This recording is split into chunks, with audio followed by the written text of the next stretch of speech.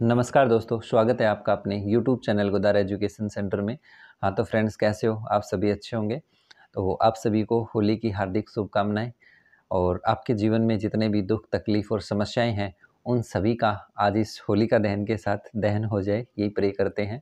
तो होली को रंगों का त्योहार कहा जाता है, तो आप भी होली को जैसे ही मतलब जिन रंगों के साथ खेलेंगे, तो उनका थोड़ा-सा ध्यान रख के हमें खेलना होता है क्योंकि कई बार कुछ ऐसी चीज़ों का, कुछ ऐसे केमिकल्स का यूज़ कर लिया जाता है जो बाद में नुकसान होता है। तो आप हमें ऐसा नहीं करना है, हमें एक सुरक्षित तरीके से होली खेलनी है। तो एक बार फिर से आप सभी को होली की हार्दिक शुभकामनाएँ। तो आपकी जो स्टडी है वो भी निरंतर चल रही होंगी। तो देखिए त्योहार है वो भी ज़रूरी होते हैं, वो भी एक जीवन का हिस्सा होता है। हमें सामाजिक रूप से भी यानी सोशली रूप से भी क्या है थोड़ा बहुत कनेक्टेड रहना चाहिए। लेकिन इसके साथ हमारी जो स्टडी की जो एक तारतम्यता बनी है उसको हमें खोना नहीं है और उसको बनाए रखना है। और इसमें हम कुछ लिमिटेशंस के साथ ही त्योहार को मनाना है, लेकिन हमें अपनी जो कंटिन्यूटी है वो बनाए रखनी है क्योंकि एक बार 1 या 2 दिन के लिए अगर हमारी कंटिन्यूटी टूट जाती है ना, तो उसके बाद उसको वापस उसी ट्रैक पे आने के लिए टाइम लगता है। फिर तो 2 दिन 3 दिन ये हो जाते हैं, फिर आगे जैसे ही हम उस ट्रैक पे आते हैं तो 4-5 दिन वापस वो लग जाते हैं। तो इससे पूरा एक जो वीक है वो क्या है हमारा ख़राब हो जाता है। तो हमें मैं ये नहीं कहता कि हमें त्योहार नहीं मनाना है। देखिए हमें होली का त्योहार है अम, ये 1 साल में आता है तो त्योहार तो हमें मनाना है, लेकिन हमें हमारी पढ़ाई की जो कंटिन्यूटी है उसको भी बनाए रखना है, उसके लिए भी टाइम निकालना है। हो सकता है इन 2 दिनों में थोड़ा-सा हम कम पढ़ें, लेकिन पढ़ें ज़रूर। ये नहीं कि हम छोड़ दें बिल्कुल। कई बार मन में ये हो जाती है कि भई ये चीज़ हम होली के बाद कर लेंगे, तो वो बाद है वो नहीं आता है। हमें जो चीज़ करनी है, जो हमने एक टारगेट बना रखा है, उन टारगेट को अचीव करके फिर ही हमें क्या करना है, अपना जो ये त्योहार मनाना है, जो आपने सोच रखा है मुझे इन दिनों में ये करना है। हो सकता है आप थोड़ा-सा इन 2 दिनों में कम कर लें, लेकिन ये ना हो कि आप बिल्कुल ही बंद कर दें। ये चीज़ें नहीं करनी है क्योंकि एक बार जो तारतम्यता टूट जाएगी ना फिर वो वापस उस ट्रैक पे आने पे उसमें हमें टाइम लगेगा। तो ऐसा ना हो कि हमारा जो अव्यवस्था सी हो जाए, एक तारतम्यता है वो खो जाए, तो ऐसा नहीं करना है। तो बाकी आप समझदार हैं, आप अपने जो टाइम है उसको मैनेज कर लेंगे। तो देखिए दोस्तों आज हम एक साइकोलॉजी के कुछ फैक्ट हैं या कॉन्सेप्ट है, कुछ भी मान लीजिए आप, उनकी चर्चा करेंगे हम। तो साइकोलॉजी के अंदर कुछ डिसऑर्डर होते हैं, तो उन डिसऑर्डर के बारे में बात करेंगे और यहाँ से ये नहीं है कि हम वैसे ही करें, यहाँ से क्वेश्चन बनते हैं और क्वेश्चन भी आए हुए हैं, वो क्वेश्चन कैसे आए हैं उनका भी हम ज़िक्र करेंगे। तो आज हम कुछ ईटिंग डिसऑर्डर होते हैं साइकोलॉजी के अंदर, जो व्यक्ति होते हैं, अलग-अलग व्यक्तियों में ये कुछ डिसऑर्डर पाए जाते हैं, तो उनसे संबंधित कई बार क्वेश्चन पूछ लिए जाते हैं। तो आज हम पहले 3 जो ईटिंग डिसऑर्डर हैं उनकी बात करेंगे, जिसमें एक पहला है एलेक्सिया नर्वोसा। तो एलेक्सिया नर्वोसा क्या होता है? एक बार सीधा ही क्वेश्चन आया था, एलेक्सिया नर्वोसा का संबंध किससे है? तो ये एक साइकोलॉजिकल एक डिसऑर्डर होता है। तो एलेक्सिया नर्वोसा में क्या होता है कि जो व्यक्ति होता है ना, वो बहुत कम खाता है, तो उसको यूँ भय रहता है कि मैं कहीं ज़्यादा खाऊँ तो मेरा वज़न बढ़ जाएगा, तो उसको मतलब अपने वज़न की एक चिंता रहती है, तो वो जितना हो सकता है उसको कम खाने की कोशिश करता है। और साइकोलॉजी में ये कहा जाता है कि ये जो डिसऑर्डर है ये ज़्यादातर महिलाओं के अंदर मिलता है, तो महिलाओं में ये प्रवृत्ति होती है कि मैं कहीं ज़्यादा मोटी ना हो जाऊँ या कम खाऊँ, तो ऐसी जो एक प्रवृत्ति होती है, ऐसा जो एक साइकोलॉजिकल जो डिसऑर्डर होता है, जो हमारे माइंड में सेट होता है, तो उसको हम बोलते हैं एलेक्सिया नर्वोसा। तो ये ध्यान रखना है, ये एक बार रीट के पेपर में आया था, एलेक्सिया नर्वोसा का संबंध किससे है? तो ये एक ईटिंग डिसऑर्डर है, तो इसमें क्या होता है कि हम कम खाने की कोशिश करते हैं। दूसरा होता है बुलीमिया। बुलीमिया में क्या होता है कि जो व्यक्ति है वो खा लेता है पहले पूरा और उसके बाद में वो क्या करता है, उसको वज़न की चिंता होती है कि कहीं मेरा वज़न ज़्यादा ना हो जाए, तो वो अपना जो खा लिया उसको क्या करता है, वो बाहर निकालने की कोशिश करता है, उसको उल्टियों के माध्यम से या फिर कुछ ऐसी टैबलेट्स का यूज़ करता है ताकि मेरा वज़न ना बढ़ जाए। तो इसमें भी क्या होता है व्यक्ति, लेकिन उसमें क्या होता है, डिफ़रेंस क्या है कि एलेक्सिया नर्वोसा के अंदर क्या होता है कि व्यक्ति खाता नहीं है, उसमें खाने से ही परहेज़ करता है, और इसमें क्या होता है वो खा तो लेता है, लेकिन उसके बाद में वो ऐसे उपाय करता है कि उसका वज़न ना बढ़ जाए। तो ये जो डिसऑर्डर होता है इसको हम बोलते हैं बुलिमिया।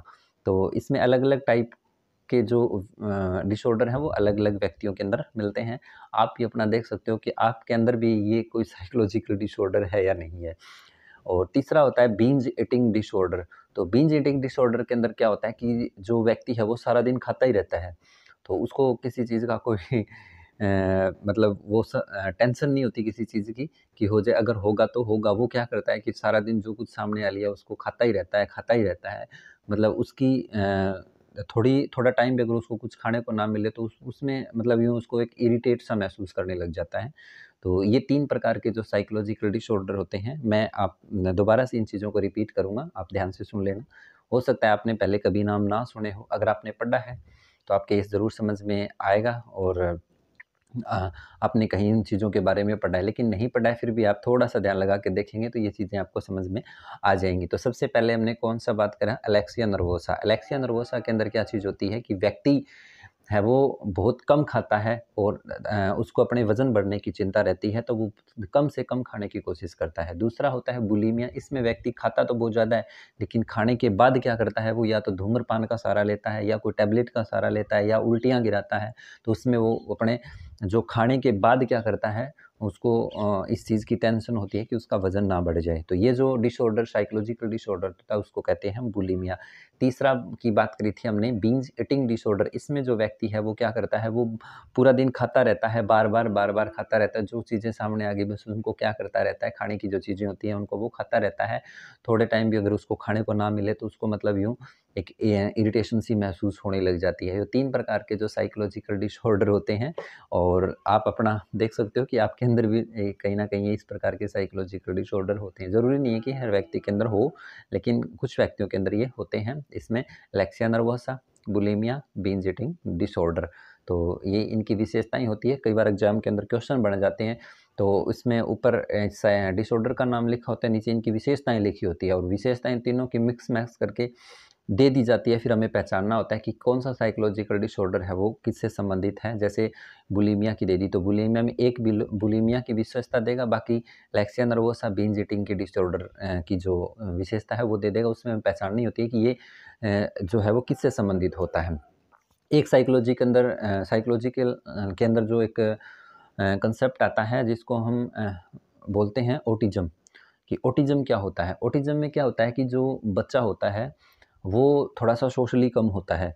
उसका मतलब वो अकेला रहने की कोशिश मतलब उसको अकेला रहना पसंद होता है, और ज़्यादा किसी से मिलना-जुलना पसंद नहीं होता, वो ज़्यादा सामाजिक नहीं होता, और वो किसी से बात करना पसंद नहीं करता। मतलब अपने आप में जो रहने की अ, जो जिसको रहना पसंद होता है, अपने आप में रहने की कोशिश करता है, अकेला जिसको रहना पसंद होता है, और ये जो डिसऑर्डर होता है, इसको हम बोलते हैं ऑटिज़्म। तो ऑटिज़्म जो डिसऑर्डर होता है, ये कई बच्चों में मिलता है। वो बच्चे क्या होते हैं, किसी से बात करना पसंद नहीं करते, अपने आप में अकेले ही अपनी चीज़ों को किसी को देना पसंद नहीं करते हैं, और खुद में ही मतलब एक प्रकार से अपने आप में खोए हुए रहते हैं। उनको कोई सोशल नहीं होना चाहते, उनको किसी से कोई सामाजिक में जैन समाज के अंदर क्या हो रहा है, क्या नहीं हो रहा है, उनको इस चीज़ से कोई मतलब नहीं है। बस वो उनको एक भय होता है किसी से बात करने में, वो किसी से अच्छे से नज़रें नहीं मिला सकते, किसी से बात करने में कतराते हैं, एक शर्म महसूस करते हैं।